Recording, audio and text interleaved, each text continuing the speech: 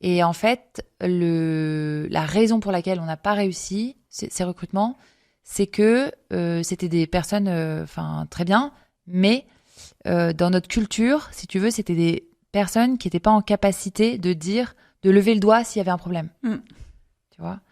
Et c'est ni bien ni mal en soi, c'est juste que c'est une compétence dont nous, on a besoin. On sait que si la personne n'est pas en capacité de le faire de façon proactive, c'est très dur pour nous de l'identifier parce qu'en fait, on est à distance.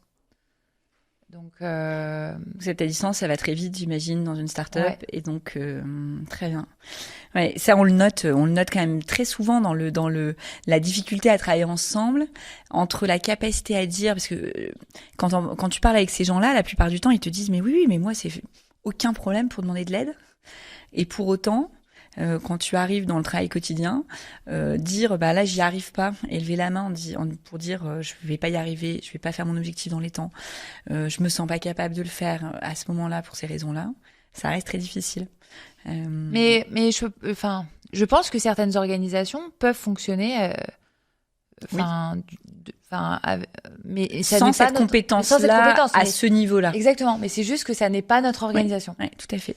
Et je me rends compte que c'est à nous de l'identifier en fait. Ok. On a besoin de personnes qui soient proactives. Ok.